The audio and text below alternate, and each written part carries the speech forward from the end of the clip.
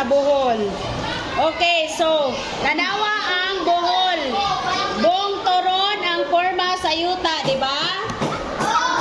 Buong turon mo nang naay. Unsay nasa Bohol? Non sa Bohol.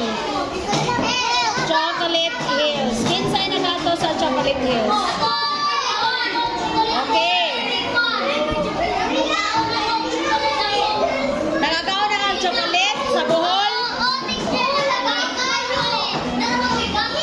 Okay, quiet na. Batik yung noun teacher. Kaya di maminaw. Batik yung noun teacher now.